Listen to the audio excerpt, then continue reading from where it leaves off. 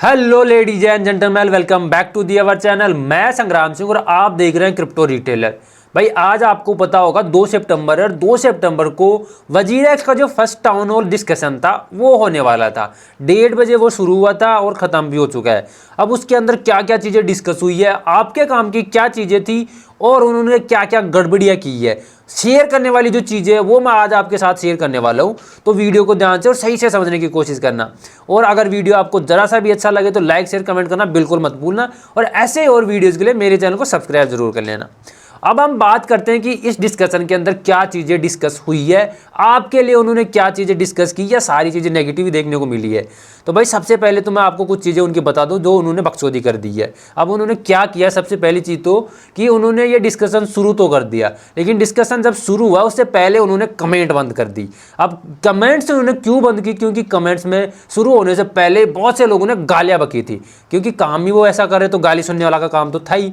तो उन्होंने कमेंट्स बंद कर दी। दूसरा काम उन्होंने शुरू करने से पहले ये कर दिया कि वजीरेक्स का जो ये डिस्कशन चला था उसके अंदर एक भी हिंदी में डिस्कस करने वाला कोई बंदा नहीं बैठाया। उन्होंने सारे के सारे जो लो एजेंसी या जो उनकी लो फर्म थी ना, उनके बुड्ढे लाके बिठा दिए और वो भी अंग्रेजी के अंदर बकचोदी कर रहे थे। तो यहाँ पर वो इंडियन लोगों या इंडियन यूजर्स के साथ तो इंटरेक्ट ही नहीं कर पाए। अब यहाँ पर जो भी चीज़ें उन्होंने शेयर की है, पहली बात तो वो चीज़ें शेयर करने की ज़रूरत ही नहीं थी, ऑलरेडी वो सारी चीज़ें पहले उन्होंने बता चुकी है। अब जब ये डिस्कशन लाइव चल रहा था उस समय मैंने वो वीडियो को लाइव देख के कुछ पॉइंट्स लिखे हैं, वो मैं आपको पढ़ के एक बार बता देता हूँ। सबसे पहले तो उन्होंने बताया है कि जो उनकी करंट सिचुएशन क्या चल रही है अभी उसके बारे में बताया। उसके बाद जो बाइनेंस के साथ उनका डिस्प्यूट हो गया था, पहले बाइनेंस इसको एक्वायर कर लिया था, फिर डिस्प्यूट हो गया था, वो चीज़ें भी उन्होंने बताई है। और अभी वो क्या एक्शन ले रहे हैं इस चीज़ के लिए और क्या एक्शन ले चुके हैं, ये सारी चीज़ें भी उन्होंने डिस्कस की है। आईएनआर का जो डिस्ट्रीब्यूशन शुरू कर दिया है 66% का, वो भी इन्होंने बता दिया।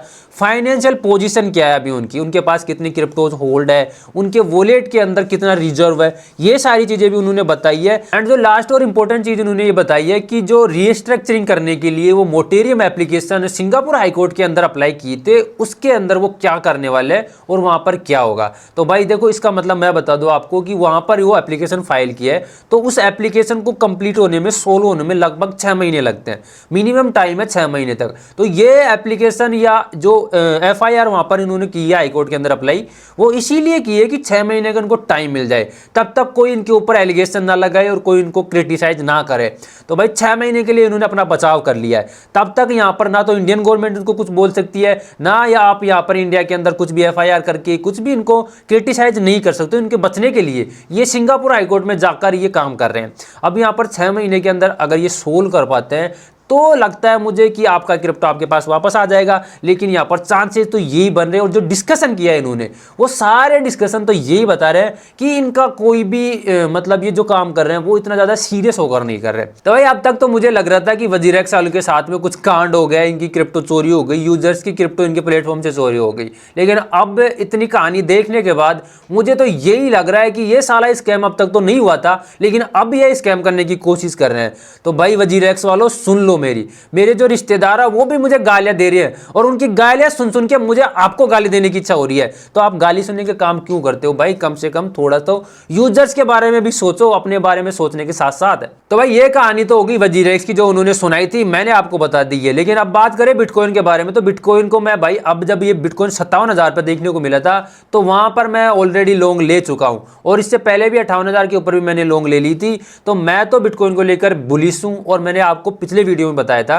कि सितंबर के महीने में मैं बिटकॉइन को लेकर और पूरे क्रिप्टो मार्केट को लेकर पॉजिटिव और बुलिश हूं। तो भाई मैं लॉन्ग ले रखा हूं, आप अपनी रिसर्च के बाद जो चाहो वो कर सकते हो। तो आई होप आपको आज की जो सारी अपडेट्स है वो अच्छे से समझ में आई होंगी। अगर आपको अपडेट्स और वीडियो अच्छा लगा थोड़ा सा भी, तो वीडियो को लाइक शेयर कमेंट करना बिल्कुल मत भूलना। और ऐसे ही और वीडियोज़ के लिए मेरे चैनल को सब्सक्राइब कर लेना। मिलते हैं नेक्स्ट वीडियो में, तब तक के लिए जय श्री राम।